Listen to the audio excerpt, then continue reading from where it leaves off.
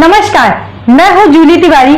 Daily news में आप सभी का स्वागत है। तो चलिए नजर डालते हैं आज के कुछ मुख्य समाचारों पर। बिल्डर के बेटे का 40 करोड़ फिरौती के लिए अपहरण, 12 घंटे में पुलिस का सनसनीखेज रेस्क्यू, 10 आरोपी गिरफ्तार।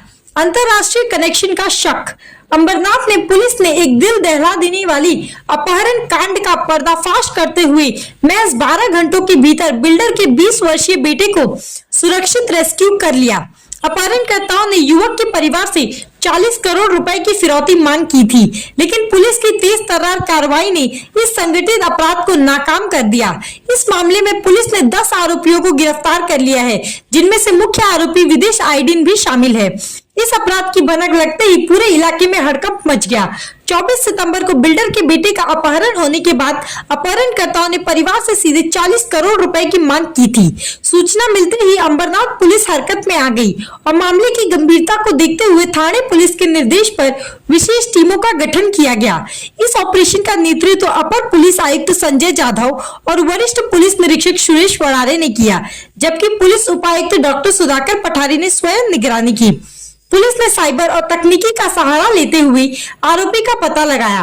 80 से अधिक पुलिसकर्मी इस ऑपरेशन में शामिल रहे और उनकी सूझबूझ से आरोपियों की घेराबंदी की गई। गिरफ्तार किए गए आरोपियों के पास से एक कार, एक पिस्तौल, 2 कारतूस, एक एयर पिस्टल, एक बटन, 5 मोबाइल फोन और अन्य अवैध सामान बरामद किया गया है। इस सनसनीखेज घटना का खुलासा 25 सितंबर को अंबरनाथ पश्चिम पुलिस स्टेशन में हुई प्रेस कॉन्फ्रेंस में किया गया। पुलिस उपायुक्त डॉक्टर सुधाकर पठारे ने बताया कि गिरोह के तार विदेशों से जुड़े हुए हो सकते हैं और वे फिरौती की इस भारी रकम का इस्तेमाल अंतर्राष्ट्रीय स्तर पर अवैध कार्यों में करने की योजना बना रहे थे।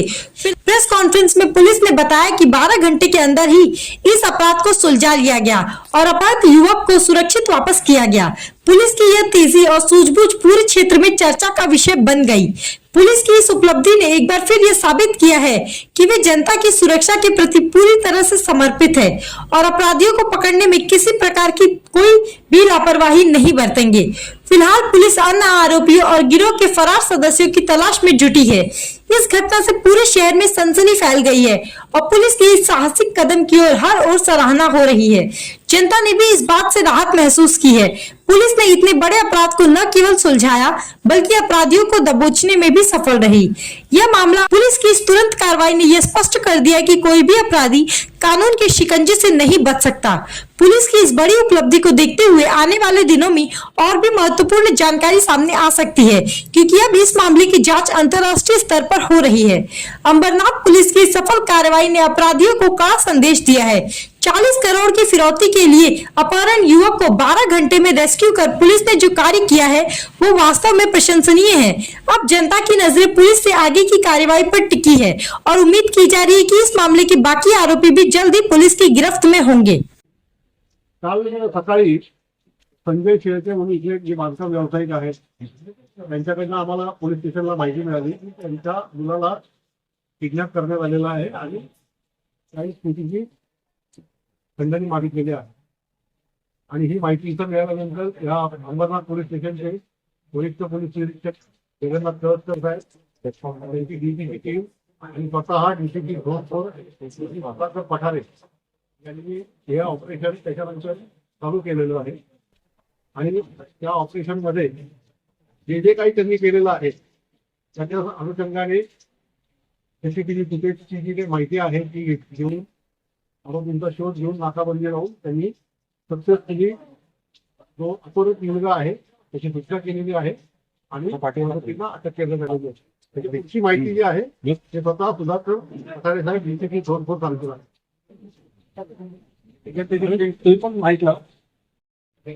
सकाळी 10:30च्या सुमारास बांधकाम व्यावसायिक श्री संजय प्रभाजी शेळके राहणार पत्ता अंबरनाथ पश्चिम यांचा 20 वर्षाचा मुलगा धरून त्यांच्या बांधकामाच्या ठिकाणी निघालेला असताना रस्त्यामध्ये इर्टिगा गाडी आडवी घालून त्याची गाडी अडवण्यात आली आणि त्यांचं अपहरण करण्यात आलं।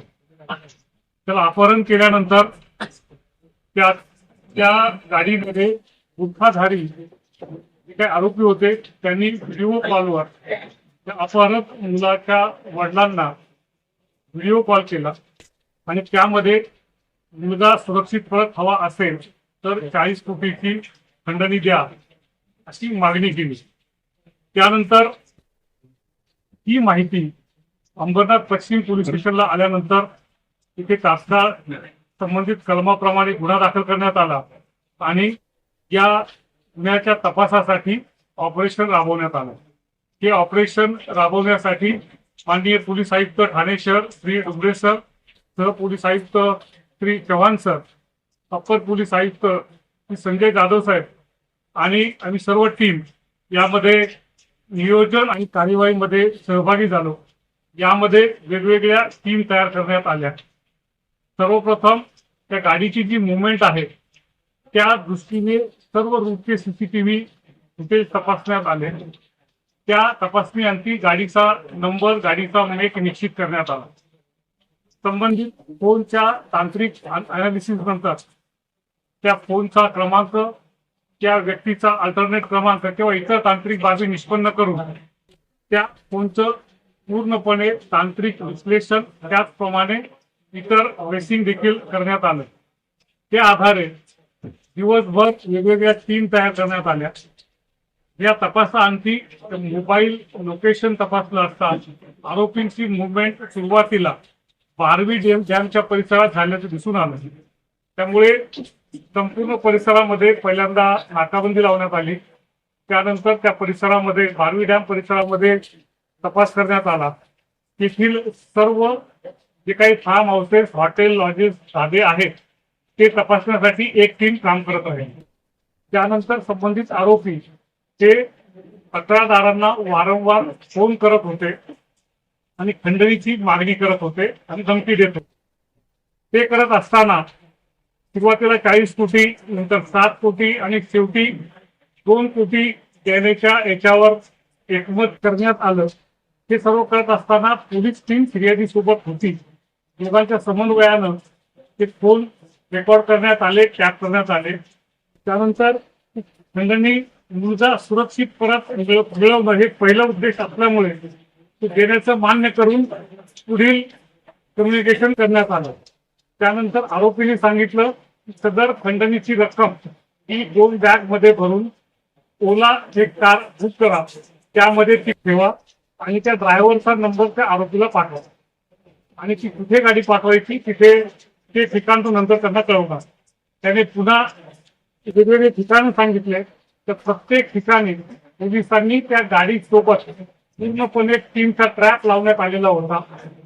त्या ट्रॅप अंतर्गत त्या ओला त्या फॉलो करण्यात येत होता, त्या ड्रायव्हरला फॉलो करण्यात येत होता, आरोपीचा फोन आपण फॉलो करत होतो. त्याचप्रमाणे इतर मोबाईल जे पुण्यात वापरले त्यांचं लोकेशन मिळत होतं, त्या देखील मागावर काही टीम काम करत होत्या.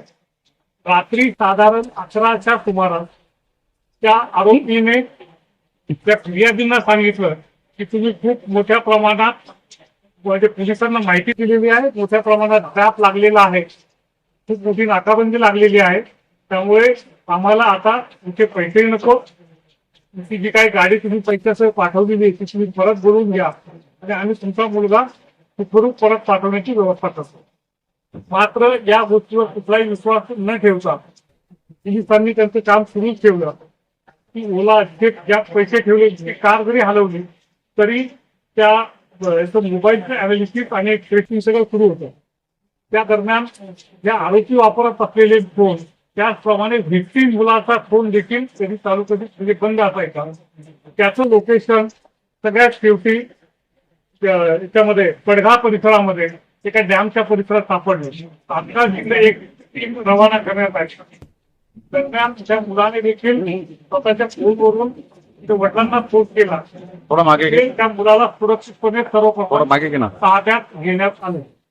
पहिल्यांदा आपलं पहिले टार्गेट अचीव्ह झाल्यानंतर, मुलगा सुरक्षित मिळाल्यानंतर आपण आरोपींच्या मागावर पुन्हा टीम कार्यरत केल्या. संपूर्ण तपासामध्ये असं निष्पन्न झालं होतं की काही फोन वापरले होते, ते सिम कार्ड होते, ते सिम कार्ड उल्हासनगर मधून एका ठिकाणावरून खरेदी करण्यात आलेले होते. या आरोपींकडे होते, त्याच्यावर एका धारकाचा नाव पत्ता होता.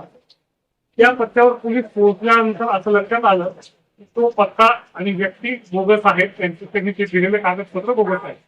मात्र या व्यक्तीनं हे सिम कार्ड खरेदी केले होते त्या व्यक्तीपर्यंत तांत्रिक तपासाच्या आधारे अल्टरनेट नंबरच्या आधारे पोलीस पोहोचायला यशस्वी झाले. सर्वप्रथम त्याला उचलण्यात आलं, त्यानंतर त्यांनी जिथून फोन ते कार्ड खरेदी केले त्यांना उचलण्यात आलं, त्यानंतर त्या आरोपीपर्यंत कसे सिम कार्ड पोहोचले त्याच्यापर्यंत पोहोचण्यात आलं आणि अशा रीतीने एक एक आरोपी उचलत असताना शेवटी जे मुख्य आरोपी होते हे या भिवंडी परिसरातील एका हॉटेलमध्ये असल्याचं माहिती मिळाली.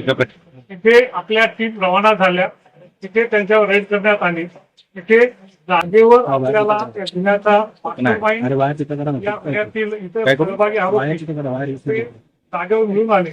त्या आरोपींकडे एक गावठी कट्टा, 3 जिवंत राऊंड, एक एअर पिस्टल, त्याचप्रमाणे एक कोयता आणि काही मोबाईल फोन आणि एक दोरी त्यांच्यावर रेड करण्यात आली. तिथे जागेवर आपल्याला त्या गुन्ह्याचा मास्टरमाइंड या गुन्ह्यातील इतर सहभागी आरोपी ते जागेवर मिळून आले. त्या आरोपींकडे एक गावठी कट्टा, 3 जिवंत राऊंड, एक एअर पिस्टल, त्याचप्रमाणे एक कोयता आणि काही मोबाईल फोन आणि एक दोरी, नायलॉनची दोरी असा मुद्देमाल तिथे जप्त करण्यात आला. आरोपींनी दिवसभर गुन्ह्यात वापरलेल्या ज्या गाड्या आहेत त्या 3ही गाड्या जप्त करण्यात आलेल्या आहेत.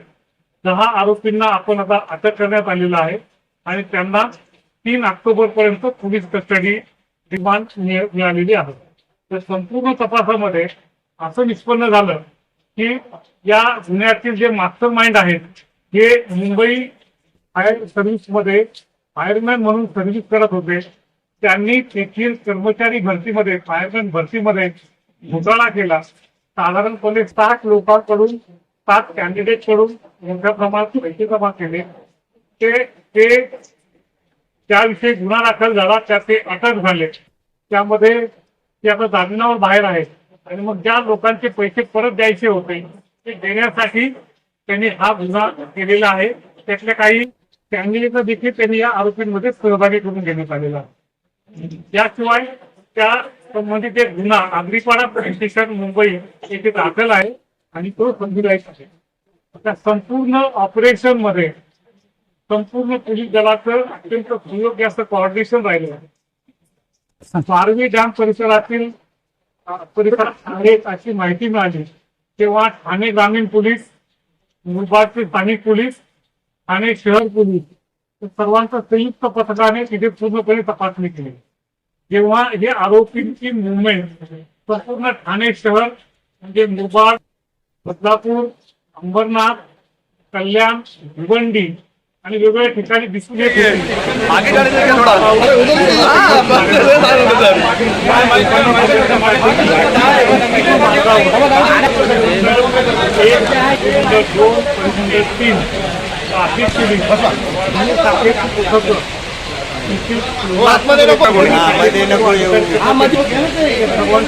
देखील कार्यरत होतं आणि त्यांची देखील प्रयत्न यामध्ये यश मिळालं. त्यात सर्वात मोठी गोष्ट म्हणजे काल सकाळी झालेली ही घटना व्हिक्टीम सुरक्षित परत मिळण्यापर्यंत गोपनीय राहणं खूप गरजेचं होतं आणि त्यामुळे जर गोपनीयता भंग झाली असती तर आरोपीकडून धोका संभवत होता. त्यामुळे ही गोपनीयता यशस्वीरित्या पार पडली. त्यामध्ये सहभागी पोलीस अधिकारी कर्मचाऱ्यांसोबतच फिर्यादी, त्यांचे नातेवाईक आणि स्थानिक अत्यंत समजदार असलेली मीडिया आणि त्याची मीडिया पर्सन यांचं पोलीस दल विशेष अभिनंदन करते, कौतुक करत आहे. आणि केवळ त्यामुळेच हे यशस्वीपणे आपण व्हिक्टीमला परत आणू शकलो आणि संपूर्ण आरोपींना अटक करू शकलो. त्या गुन्ह्याचा तपास अत्यंत सखोलपणे सुरू आहे. या तपासामध्ये पोलिसांचं मार्गदर्शन घेण्यात येत आहे, तंत्रज्ञानाचं मार्गदर्शन घेण्यात येत आहे, लिगल एक्सपर्टचं मार्गदर्शन घेण्यात येत आहे आणि या आरोपींना शिक्षेपर्यंत पोहोचवण्यासाठी टीम कार्यरत आहे. या निमित्तानं या सर्व चांगला समन्वय, डेडिकेटेड टीम, यशस्वी कारवाई, इम्पॅक्टफुल कारवाई याचं विशेष कौतुक माननीय पोलीस आयुक्त ठाणे शहर श्री आशुतोषजी गुंडे साहेब यांनी केलेलं आहे आणि त्यांनी या संपूर्ण टीमला प्रशंसापत्र आणि कॅश रिवॉर्ड देखील जाहीर केलेलं आहे ते लोक त्यांना देण्यात येणार. या निमित्तानं मी फिर्यादी, त्यांचे सर्व कुटुंबीय, सर्व टीम आणि सर्व मीडिया यांनी जो समजूतदारपणा आणि प्रोफेशनॅलिटी दाखवली त्याबद्दल पोलीस दलाच्या वतीनं सर्वांचं अभिनंदन करतो आणि असंच सहकार्य इथून पुढे देखील आपण सर्वजण कराल अशी अपेक्षा व्यक्त करतो. धन्यवाद. तो आज के लिए बस इतना ही. कल फिर मिलेंगे इसी समय इसी चैनल पर. तब तक के लिए मुझे दीजिए इजाजत. धन्यवाद.